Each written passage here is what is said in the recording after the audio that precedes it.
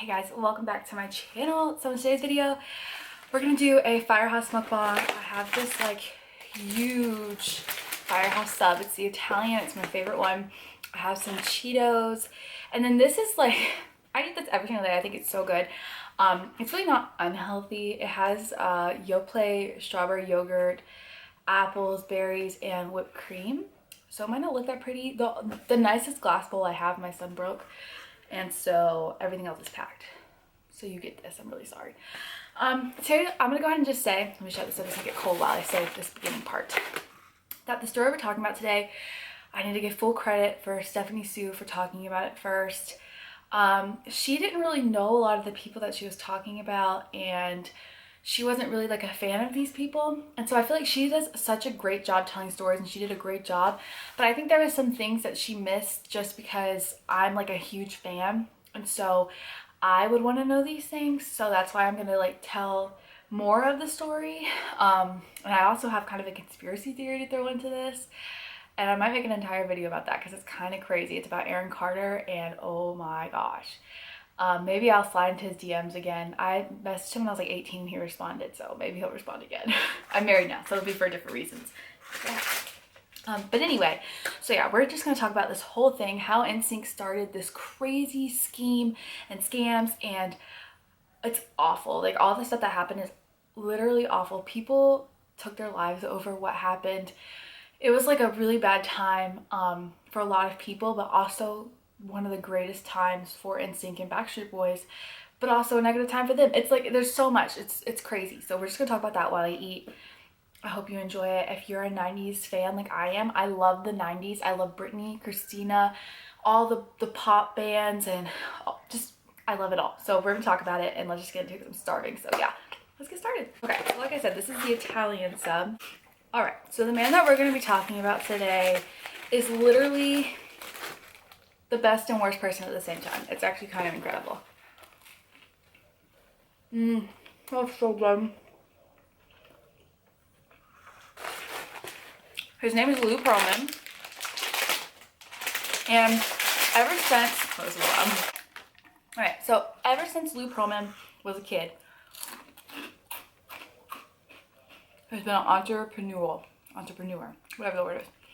And was always looking for ways to make money and to be famous, or not necessarily famous, but to succeed, to have money and be rich, to do something special. And so he started doing a bunch of different types of like businesses and things like that. So the first thing he did was he bought a blimp from this man who sold it to him for $10,000. The man told Lou that the blimp wasn't going to be like worth anything really. It didn't need to fly. It was not in like good order. Don't use it. Like, you can buy it, but you need to repair it. Don't just go fly it. So what did Lou do? That's so good. So Lou, being the opportunistic person he is, I need napkins. He put out I think it was $3 million insurance policy on this $10,000 blimp. And what do you know what happens? The blimp goes up, comes down, luckily didn't hurt anybody, and he gets $3 million.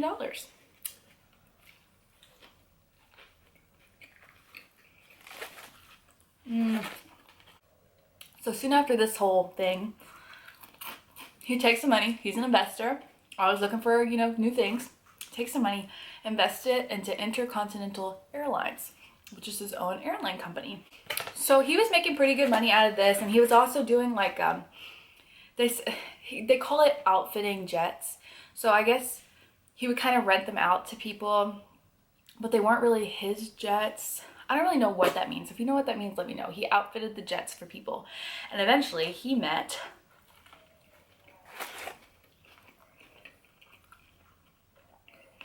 New Kids on the Block.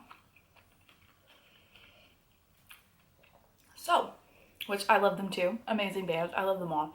Anyway, he met New Kids on the Block, talked to them, saw how much money they were making, and was like, oh my god, I'm making good money now, but the music industry, that's where it's at. I'm gonna invest in the music industry. So he set out to create his own boy band that would be better than New Kids on the Block, because New Kids on the Block was good,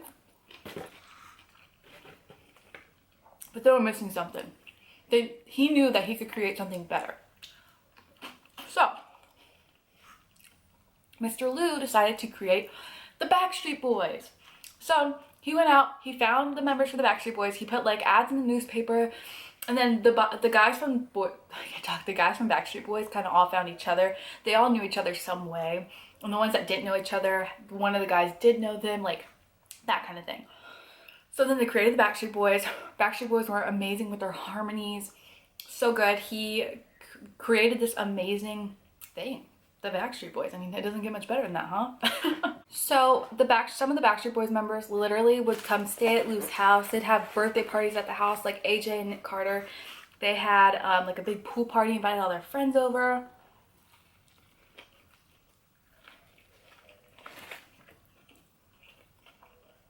I mean, Lou acted like a father figure. He let them all quit their jobs. And he's there funding everything. He's paying for them to go do shows, paying for them to travel. Like, he's paying for it all. And every single day, the Backstreet Boys get a $35 per diem. So yeah, their food's paid for, their apartments are paid for, but they're making $35 a day. Do you guys see a problem with this? So at some point in this timeline, he realized how amazing the Backstreet Boys were doing. And he knew somebody was going to come along and create another Backstreet Boys. He was like, my idea is so amazing. My idea is so amazing and so good. Someone is going to steal it. And because he thought that, he decided he was going to do that himself. He was going to make the rival, because that way no one else could do it. And that's how NSYNC came about. Now, Backstreet Boys didn't know that NSYNC was owned by Lou for a very long time.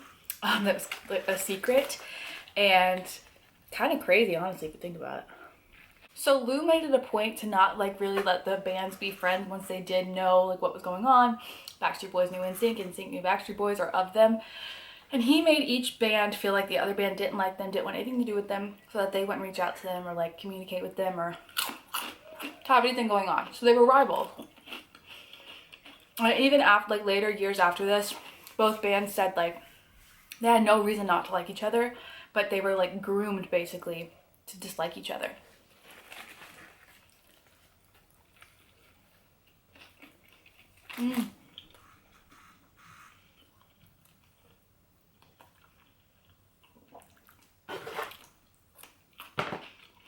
So there came a point, both bands are doing super good.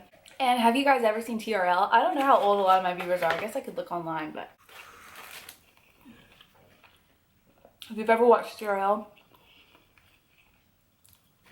it's a show it was on MTV. It was kind of like they would play videos and have interviews, and I'm trying to think of what a modern day comparison is, but I don't know if there is one.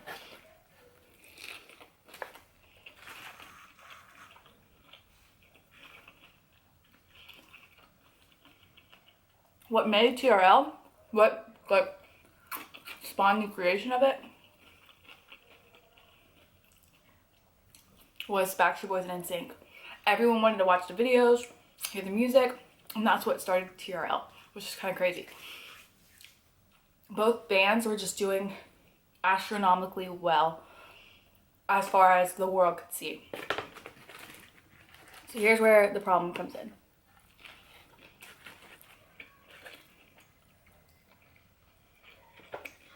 When the Backstreet Boys started with Lou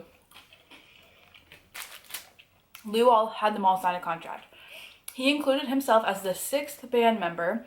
He also included himself as the manager and like something else. Like he was so many things. So he was making, and every penny that he spent towards them, he would get back first.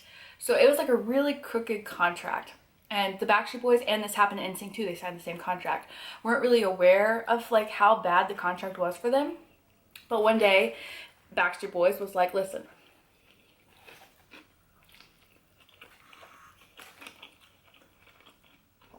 we are working so hard. We have sold 10 million albums and we're making $35 a day. Like, I don't know what's going on. Is there a problem? Like, where's our money? Like, we don't need to be like the richest people, but we're working very hard. I mean, guys, they were working like 8 to 12 hours a day, dancing, singing. And sure, that's like an awesome lifestyle. Don't get me wrong. It's not like it's the hardest job in the world. I get that, so don't comment that. But imagine working whatever job you're doing for 8 to 12 hours and someone paying you $35 a day. They were making less than they would if they worked at Starbucks for the same amount of time. So, Mr. Lou, he was Mr. I was gonna say Herman Pearlman. He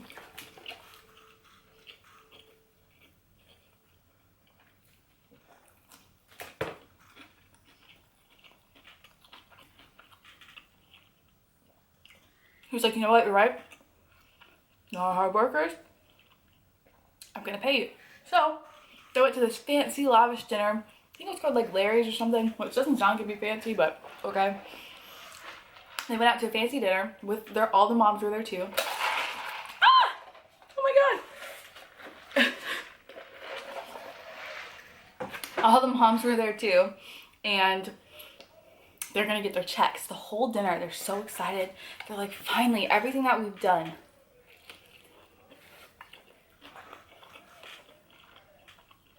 is about to pay off. So, it's the end of the dinner. Lou, which they call him something. I have to write it down somewhere. Oh, they call him Big Papa. So, Big Papa gets out his little envelopes with all the checks inside of them, passes them around. And I just want you in your head to guess how much money you think Mr. Lou is handing out to Backstreet Boys. Just come up with a number. What do you think? What do you think is like a fair price, or even an unfair, but you think this like scummy guy's gonna give to them? What do you think? My husband guessed $1 million. He gave them each $10,000. $10,000 each. What? And they all said in this interview that day when they were there, they were all expecting to make at least $200,000.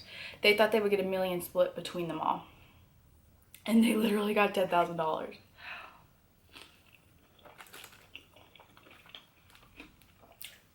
So, these boys are pretty pissed.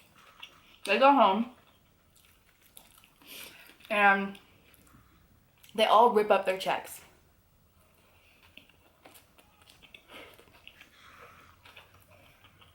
They're like, this is ridiculous. 10 grand, like granted, and they all say this too, 10 grand is a lot of money, it is. But 10 grand when they've made him, at the time, I think like $300 million, and you're giving each of them $10,000. What? That's insane. I cannot imagine. I would, oh. So, oh, it keeps, what is happening? So, I'm even gonna put the lid back on. So NSYNC also eventually was like, this is crazy. There was a manager, I think his name was Brian. I wrote his name down somewhere. But he was like a employee for Lou. And he picked up Justin Timberlake and two of the other members. I can't remember which two right now, but Justin and two other members. He took them after a charity basketball event into the car to go get some food. And on the way to get the food, in the back seat is Justin and the other guys, complaining about what Lou had done the 2 nights before, which is when he gave them that $10,000 check. This is so good. And Brian was like, what is happening? He turned on his own boss and was like, oh, no. He gave you 10 grand, that's all, and you've been doing all this work and all he's paid you before is $35? Like, what is going on? Like, this is ridiculous. And that is when the Backstreet Boys were like, we want to be our own thing. We don't want to do this. NSYNC also They were like, I don't want to do this anymore. So the two differences between the lawsuits, because they both went after Lou, is the Backstreet Boys wanted to have their name and to have no connection to Lou.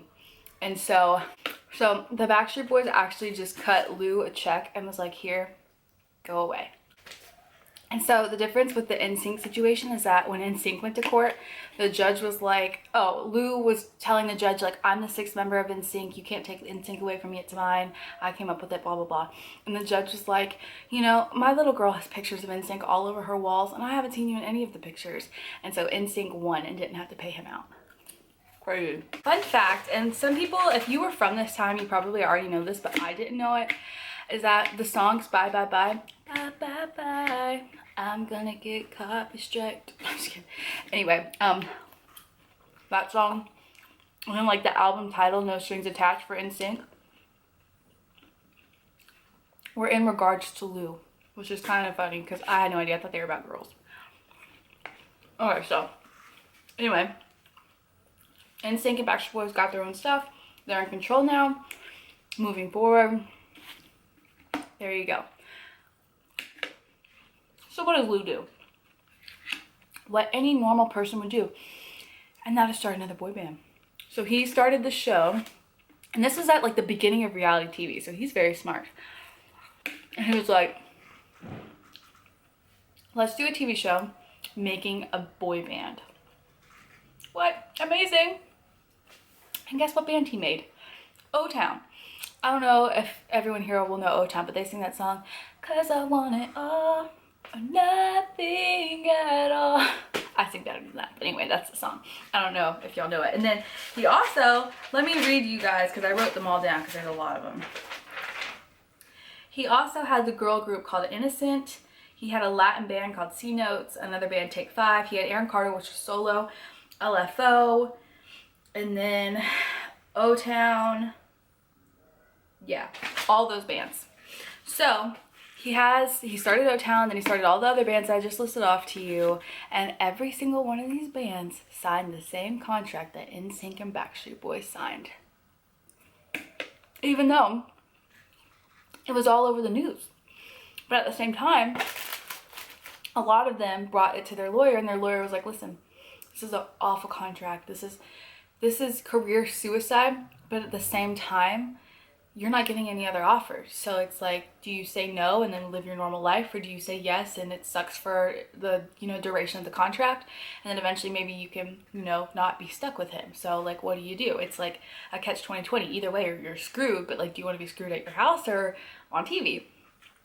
So they all sign the contract because they want that life. They want to be famous. They want to be somebody, and that's the only way. Okay, so around this time, when all of these bands are like active and he's doing all this stuff, some accusations come out. And this is where like my little conspiracy comes in.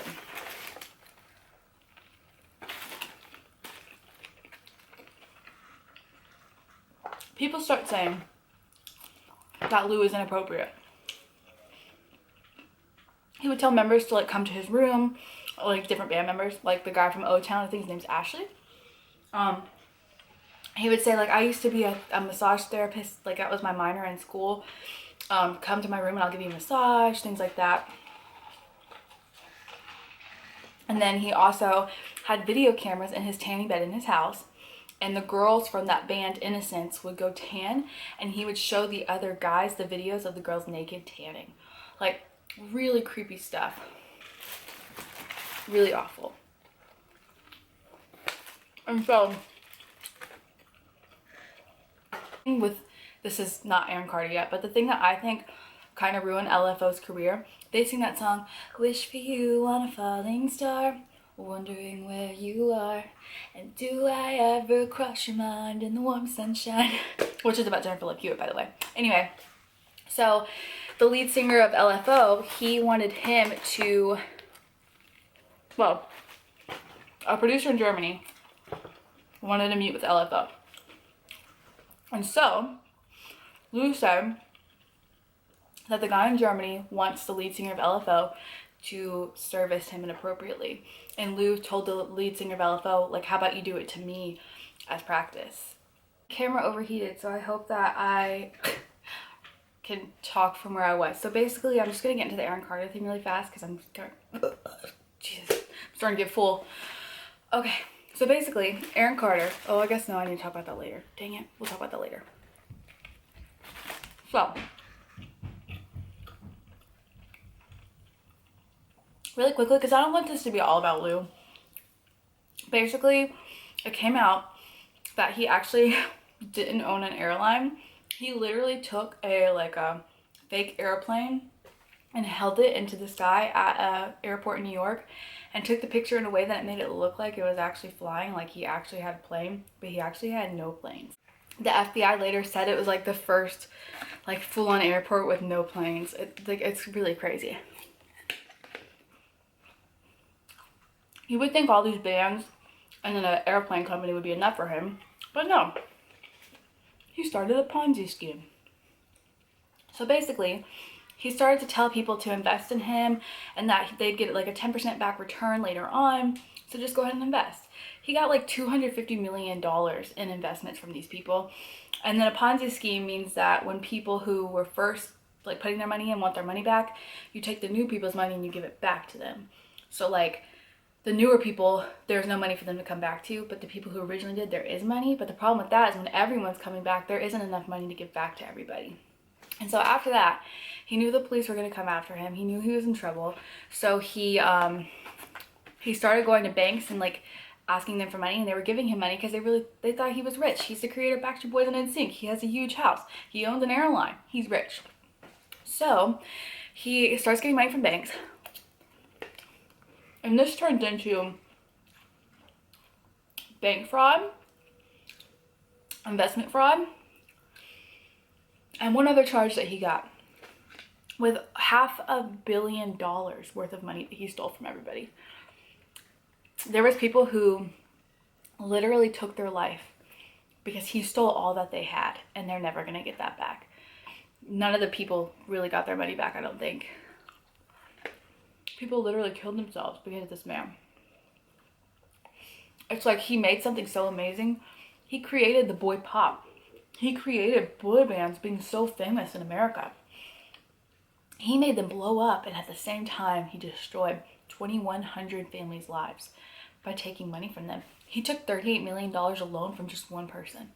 And that man did have some extra money, so he was able to survive. But he could have put $38 million into like Apple or something. You know what I mean? Like, had he done that, he'd be a billionaire by now. It's just, it's awful. And 90% of the people that he took money from for investments were poor people or like low income people. So like obviously there's anomalies. There's a few people who had money, but most people did not have money. Most people were on the lower end of their incomes. They were retired people, people who don't have more income coming in. They wanted to put their money in a place that's going to build interest, and they got screwed. So Mr. Lou leaves and goes to Bali. And when he goes to Bali, he is found by the FBI, who actually was in the same place as him but didn't realize it. And someone else took the picture of Lou with the FBI agents, like right next to him. And then they sent it to the FBI, and the FBI called, and they're like, dude, like, he's right next to you. And so they arrested him. He came peacefully, but he still, like, lied throughout the entire thing. That's basically it. But I just want to get into the quick conspiracy. I'm going to go into detail and, like, do a full video. Basically, in the video, when they say that Lou died, or that he passed away, he asked for the reactions, or they asked for the reactions from the people involved, so like the Backstreet Boys and stuff, and everyone was like relieved, a sense of like not happiness, but like, wow, that part of my life is over. He can't ever hurt anybody else. It's done. And the only person who didn't get it, or who did get extremely upset, who didn't say it was fine, the only person who cried and was like hysterically upset was Aaron Carter. He had to leave the interview. He was so upset because he thought that Lou was just this great person, didn't deserve to die.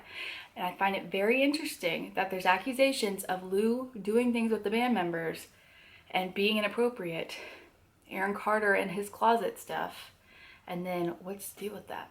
Aaron Carter's now like on drugs. It's really sad. It's sad. It really is.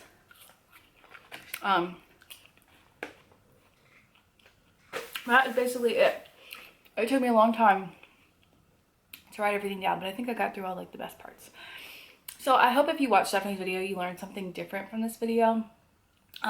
Like I said, she did such a good job. It's just that when you're not like a fan, or if you haven't been following something like from the beginning to end, you miss some details that I think people care about. I think some of the things I said that you guys will find interesting that she didn't bring up in her video. But hers is a great video, and my video is not going to get more views than hers, so it's not like it matters. But I don't want to be someone who like steals ideas or anything like that. So I hope you enjoyed the video, and I hope you learned something new.